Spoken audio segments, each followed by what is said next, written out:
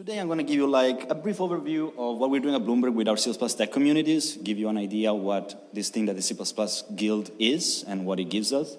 And also, you know, we are hiring, we're looking for top talent, but also if you want to do this in your own company, I will give you some ideas on how to build some sort of community like this one. Okay, so my name is Vittorio, I'm a senior technical trainer at Bloomberg. I mostly deal with, kind of like overseeing the whole C++ training area, but I also teach modern C++ courses and things like that, more specific also multi-threading courses and stuff like that. And I'm also part of the C++ Guild, which I'm going to talk about in this particular presentation. First, I'm going to tell you a little bit about Bloomberg in case you don't know what we do. Then I'm going to give you an overview of our guilds, and then I'm going to talk about specifically the C++ Guild, what we've achieved, lessons that we learned, and what we're looking for in the future. By the way, it's going to be a quick presentation, so don't be afraid to ask questions, comments. I like to keep stuff interactive. Bloomberg, the main product of Bloomberg is the Bloomberg Terminal. It's this software that basically delivers kind of huge and diverse array of information that's very useful to facilitate financial decision making. You can see traders that they have like 6 screens with all Bloomberg Terminal screens, and they are able to read that information and make good decisions because of that. That's our main product. We have many other things, but you probably know us because of that. And if you go to the booth, you're going to see, and you're going to be able to play around with the terminal. In terms of numbers, you can see Bloomberg is a very old company. It was established in 1981. We have quite a lot of subscribers all around the world, and we have over 20,000 employees all around the world. In terms of technology, we have more than 6,500 software engineers, so we really care about the engineering part. We're mostly, an engineering company, even if we have news department and stuff like that. We have people devoted to machine learning, C++ experts, some of the best C++ experts on the planet. And we also deal with a lot of data. You can see we get over 200 billion pieces of real-time data, around 50 million messages per second from stock exchanges and stuff like that. And we deal with a lot of news stories, so our code has to be relatively fast and maintainable. Okay, let's talk about guilds. So this is the point of the talk. We have this thing in our company which is called a guild. We have the JavaScript guild, the C++ guild, the Python guild, and what these are basically communities that, let's say, naturally and organically formed around some technical subjects. They kind of evolved from meetup groups, so you can imagine, for example, people that were interested in C++ started scheduling some meetups internally to talk about some cool stuff, and then there was this need to have a bit of a more formal organization, and guilds were born. So they don't only deal with meetups nowadays, they have a lot of tasks, and I'm going to tell you about what they do. There's 11 guilds with different technologies, and we have around 150 people leading and chairing them and making sure that they reach their goals. Okay, so what does a guild do? Well, in general, a guild shares knowledge. The main purpose of a guild is being, let's say, that beacon of light for the technology you care about, and other people that might want to know something about C++ or Python, they will go to the guild if they have questions, if they want to see the documentation they have. So they're the main place where we discuss a particular technology. They also set standards across the company, and this is important. The C++ Guild is kind of like the authority on C++. We might have teams that, can give us C++ libraries. We have teams that use C++ libraries to build applications. But who is the centralized place where people can discuss the policies and the things that we do with C++, and that's the C++ Guild. So we also set direction and advance the community and the technology area for everybody in the company. Everybody can join. It's an open process, so it's from the users for the users. If you're interested in C++, you can join the guild. You can find a working group. I'm going to tell you about the structure in a bit. And you can contribute. So everybody is happy when the guild grows and the organization has more people that can actually deal with this stuff. We organize presentations internally, meetups, but also we invite distinguished speakers. I'm going to give you some examples later. And we also have conference engagement. One of the reasons why we are here at ACCU is because the C++ Guild helped with the scheduling and getting people on board, sponsoring and stuff like that. So, what do you personally get out of this, whether you are in the guild or just an employee in the company? So, technical growth is one of the main things. The guild allows you to hone your skills regarding a particular technology. And you will learn from the others in the field, the experts that have created and are constantly working in the guild. and you can also work on things and contribute, and that helps you grow. You have distributed collaboration skills. We have, as I mentioned, a lot of employees all across the world, so you're going to be able to communicate with them in an asynchronous way thanks to the guilds. And something that's important is that we don't see this like as a side thing. The guilds for us are very important. So we actually work on the guilds. Like you can see that some people spend most of their working day on guild-related activity. And this is something that we think has a strong impact, beneficial to the community and to the company. And we do recognize this effort, and we value it a lot. Especially management understands what the value of the guild-related work. You can think of it also as a break from day-to-day work. If you've been working 4 hours trying to fix a bug, you can work the other 4 hours on trying to advance the C++ standard or something like that. It's something that is useful for the company, but sometimes it's good to change and have some variety in your work, and the guild allows you to do that. And also gives you a chance to build some tools for the community. We have, for example, a tooling working group I'm going to explain later, and we have built a lot of CMake related modules and things like that, and the whole company is now benefiting from that, and our build systems got way, way better over time. Okay, so some questions for you. Let's say you are interested in C++, you are in your company. How many of you, can I have a show of hands, know how to file an ISO C++ paper and get approval of your company? Do you have a process to do that? Okay. So do you know what the procedure is at your company to publish or contribute to an open source project? Okay. Let's say there's something you don't like about your C++ policies. For example, they're completely wrong and you use Pascal case instead of snake case, which should be the standard, and you want to change it, or maybe you put const on the wrong side, it should be on the left, of course. Do you know how you would drive change regarding those style in your company? Who would you talk to? Okay. And do you have training? Like, for example, does your company offer you training courses to keep in touch with the evolution of C++ and maybe some more advanced topics? What if you want to create a training course and offer it inside your company? Do you know what the procedure for that would be? Okay, so I see a few hands, but you kind of prove my point, right? These questions are things that a lot of employees might care about, and there is not often a central place where they can go and ask these questions. One of the reasons why we created the C++ Guild was to give people a chance of knowing exactly how to find this information and being able to ask these questions and get answers for that. So, for example, if I want to write an ISO paper, I can just go to the guild, ask them, what is the procedure for this? I will get back some information. I will be supported in my task to write an ISO paper, propose it, and go through the whole iteration of getting into the standard. So these things are important for us. Okay, so it seems very cool for us, for the employee. What does the company get out of this? As I mentioned, guild work is actual work. For example, the tooling part that I mentioned before, that has helped us a lot. But also, in terms of the happiness of the employees, you can see from this article, this quote from Diana Quadra, that being able to have this sort of learning opportunities and working on things that people are passionate about retains talent. And of course, that's important for a company that wants the best C++ talent. So the company gets actual business value out of the guild, but also it keeps the employees happy, interested, and that in turn ends up building more business value. So it's a very nice win-win situations for both sides, and I really like that sort of mindset. Okay, so C++ Guild, what is our mission? I'm going to read it from the slide. Our mission is to be stewards of the C++ ecosystem at Bloomberg by facilitating both internal and external collaboration, promoting best practices, and by providing channels of communications between stakeholders of the C++ world. So basically, if you want to, paraphrase this, we are like the central source of information, collaboration, communication for anything related to C++. If you want to know anything about C++, not only specific to Bloomberg itself, but also the external community, conferences, ISO committee, the guild is your stopping point where you should go and ask your questions and collaborate. The way we work is very similar to the ISO committee, for better or for worse.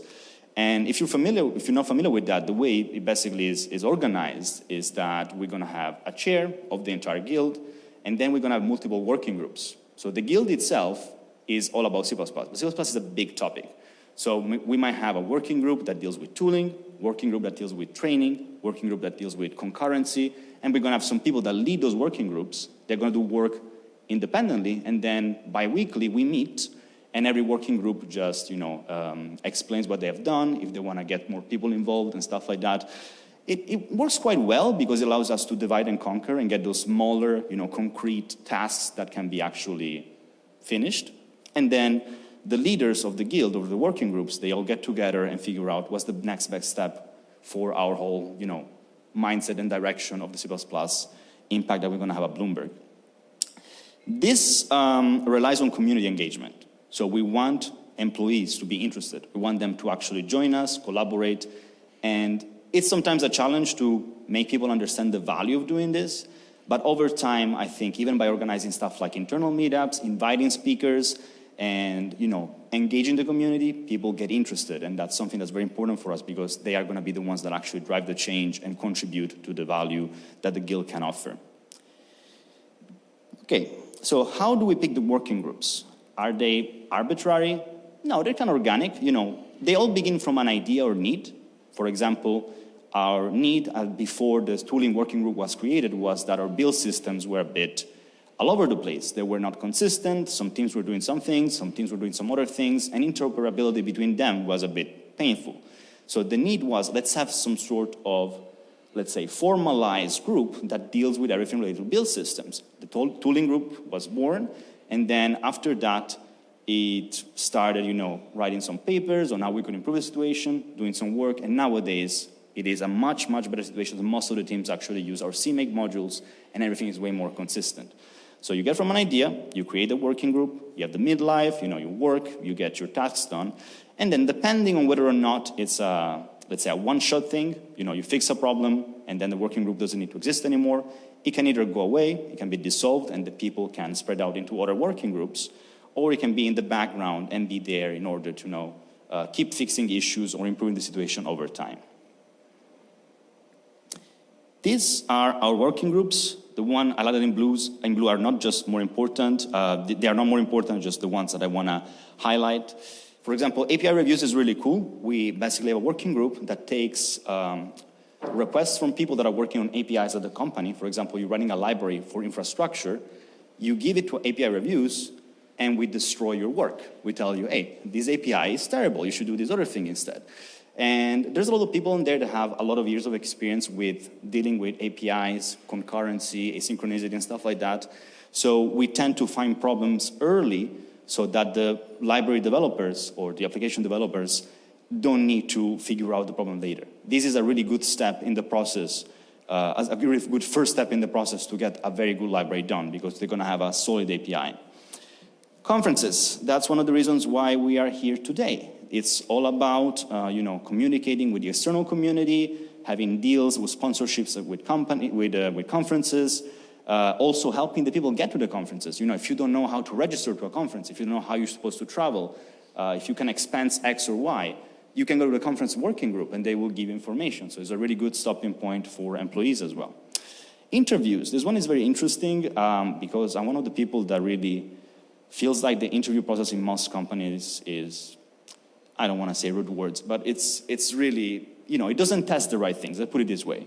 So with this group, we are trying to improve and figure out what is the best way of understanding the skills and the learning ability of a candidate by providing questions that are more open-ended, not those brain teasers or puzzles, but things that might actually be done during actual work. So we improve our interview question pool, we decide what our C++ interview process should be like, and what kind of things we're looking for in candidates. We're trying to make the process more fair for everybody. Recommended libraries, we have a lot of internal libraries, but we also use third-party libraries. And this one goes and basically checks, hey, is Boost PFR suited to our needs? Is there any incompatibility that might happen with our internal libraries and stuff like that? So we have a very nice curated list of libraries that have been used inside the company with potential pros and cons of every single one of them. Tooling, I mentioned that already. Training is the working group that I'm a leader of. And what we basically do, we kind of like survey the C++ community for needs and for things that are not very well understood. Then we brainstorm on potential courses or talks that might be beneficial to the company, and we build them and we develop them. We also help out the training team if they need like C++ mentors. For example, when there are projects in training classes, we have mentors of the C++ Guild coming in and helping people out in real time. And I think it's very rewarding, and I like the fact that the training team is not like this isolated ivory tower, but is actually listening to the needs of the community and figuring out what's the best value for our courses and the things we're doing. WG21, all about ISO C++ participation. As I mentioned before, if you want to get involved, write a paper, even again, you need help with travel and stuff like that to go to the meetings, this is your stopping point. Okay, so I mentioned a bit about the training working group. One of the things I want to show you is one of the initiatives we are currently developing is this recommended learning resources page. And what we do, we basically, if we find any interesting article or book or conference talk, we have a group of people that will all look at it, review it, and if there is consensus, we recommend it for a particular topic. For example, if you come to my C++ 11 and 14 course at Bloomberg, I will teach you move semantics, but then you might be left a bit with some extra hunger for more information about move semantics. So if you just Google stuff, you will find things that might not be very good. So what we do is we actually review the articles that we find online and we recommend them, and if it's on this list, you can stay sure that the information in the article is good. So I think this is very valuable, and I would recommend you doing this in your own company as well if you can. Just giving people a list of curated material that you know has been vetted and is good is very important to let people feel comfortable and confident that they are learning the right things. And this is one of the things that I've been leading with some other people in the training working group, and it's been quite successful. Other cool thing, we invite distinguished speakers. So how many of you know the people on this slide? Okay. So starting from the left, we have Roger Orr. Then we have on the top Sean Baxter, the author of the Circle compiler, which is that kind of new C++ inspired language with a lot of cool metaprogramming ideas. Then we have Titus Winters, which I think is at the conference. The one on the bottom right, she's Barbara Liskov of the Liskov Principle. So very well known in the OOP community. She was invited at Bloomberg as well. And then we have Marshall Clow, which works on the standard C++ libraries for libc++. So all these people, they are very, very important for the growth of the C++ community, and we really value them coming to our offices and telling people what they're doing and give talks about their work and, kind of transferring the experiences and the value that they can give us to our employees. And the Guild organizes all these kind of meetups and invites the speakers and deals with all the logistics and stuff like that. Okay, so I don't want this to be like an advertisement only. I want to give you some advice. Like as I mentioned, we are hiring top talent, but if you're not looking to move right now, how can you do something like this in your company? So in general, as I mentioned, this is more of an organic process, right? So if there is no centralized place in your company, for example, for technologists, then you can start very small. One of the things that works is internal meetups.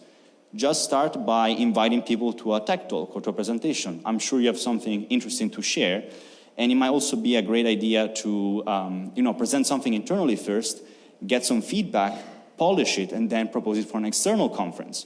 So doing this benefits you and your fellow coworkers.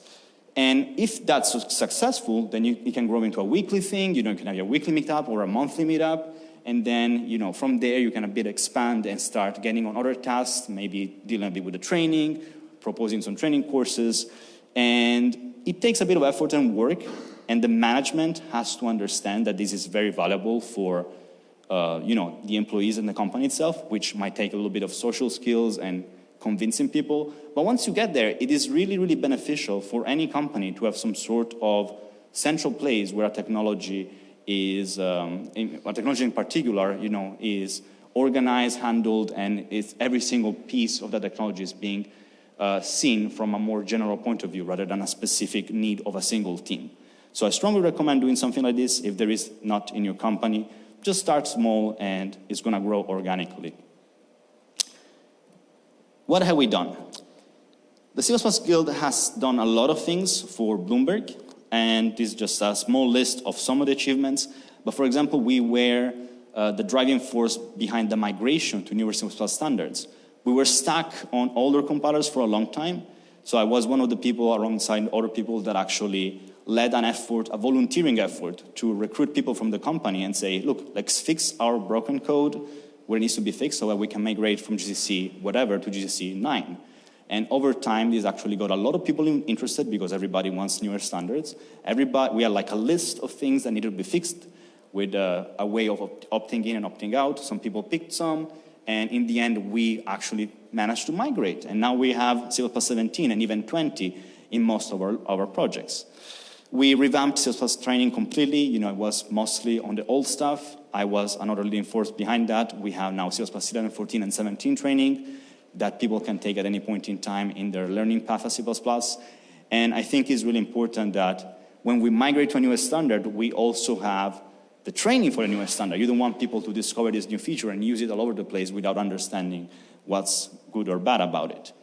We invited speakers, I mentioned that, dozens of meetups, talks, and workshops, tooling and code governance, I mentioned that. We have done at least 10 API reviews for infrastructure application components, so those things have been really valuable and they are now in production. We have helped develop a multi-threading course, an API development course with that same group, so that will help people deal with those more advanced topics. Collaborating with the ISO committee all the time, reviewing papers that are going to go into the ISO process and helping people participate. And we also do mentoring for both new and experienced employees on everything C++ related. We basically have something like office hours. You can ask us questions. We go to the training classes when they have projects, and we are available for communication and stuff like that. So we have a lot of cool value there that we provide to our people. Okay, so what have we learned? I don't want to make this too long. I think you get the point. Guilds are the first port of call. If you care about JavaScript, the JavaScript guild is going to be your entry point. Everything you want to know about the technology is going to be there. Same for C++, Python, Perl, I don't know, probably not Perl. But you have a lot of options. If you like a technology, there's going to be a place that helps you get there. And all of this is mostly volunteer driven, right? We don't really force people to join guilds. So how do we get them interested? We want to have this culture at our company where people understand that if we help each other, our lives is going to be better and our work is going to be easier and more pleasant. So instead of wanting people to ask, why should I collaborate? That should be obvious. We should make it obvious what the value is. And then the question would be, who can I collaborate with on this project? So management has to buy in, understand the process, and thankfully they do at our company. And they are aware of the benefits of spending 30%, 40% of your working time on guild-related matters. That's something that is, it's going to be time that's taken away from the team itself, but it's going to benefit the whole company. And we don't really, force people to take specific commitments. We are very open, so if you can do a little bit, that's fine. If you want to drive a working group, that's also fine. So we have different levels of engagement you can have. And of course, food. If you offer some pizza and donuts in your internal meetups, distinguished speakers, or in your working group meetups, people are going to be more motivated to join in and help out. So yeah, that's pretty much it. I hope this gives you an idea of why having a tech community is important and are the things that we are achieving for the C++ Guild at Bloomberg. And I hope it inspires you to try it out on your own. And as I mentioned, we're also hiring top talent for C++ developers and other technologies. So if you're interested and you might enjoy this sort of culture, then these are some links. And you can also ask me any question regarding Bloomberg now or later on during the conference. So I hope you enjoyed this little overview. And if you have any questions, I'm all ears. Okay, so the question is, how hard was it in the beginning to get a ball rolling? Is that specific to management or in general? In general.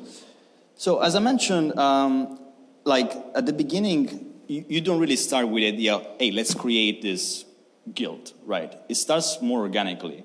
And one of the things that happened in most guilds, like even, not just C++, but even the Python guild, JavaScript guild and stuff like that, was the need of having some sort of meetup.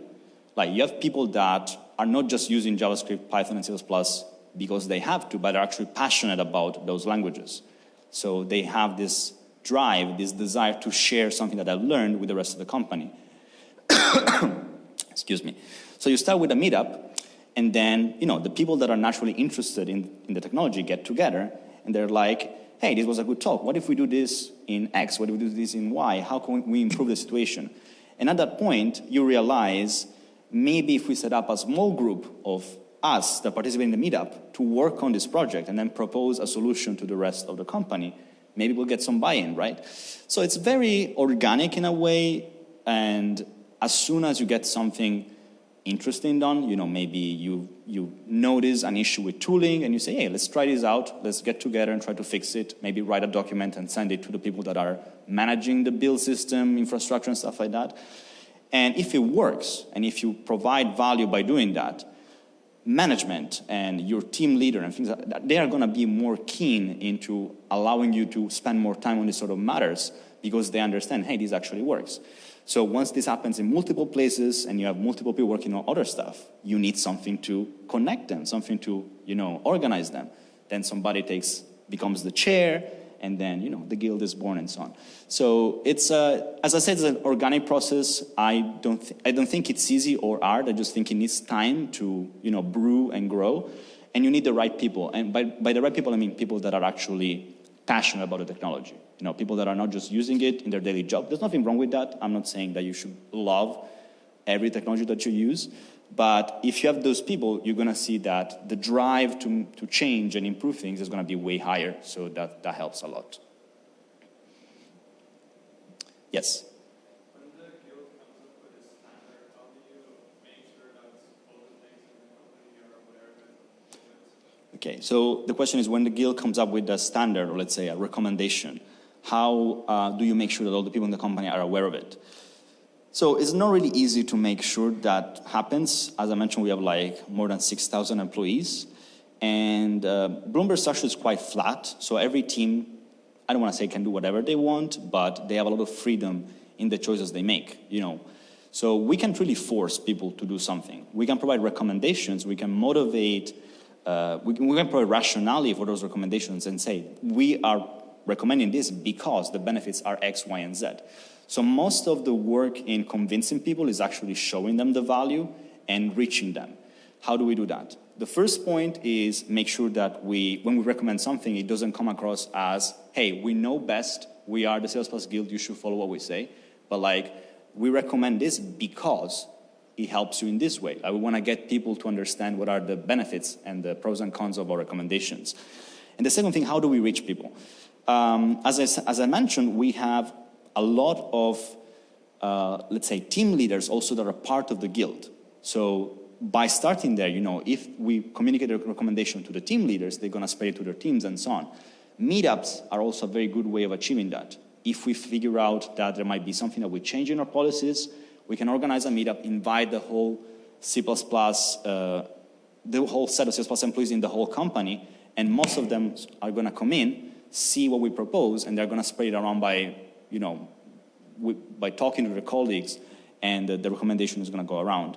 We also make sure that, for example, in every training course and things like that, at the beginning of the training course, we advertise, let's say, the locations where we provide recommendations and news and things like that, so that new employees will immediately know, hey, I have to check this from time to time. This is the place where we give these recommendations, stuff like that.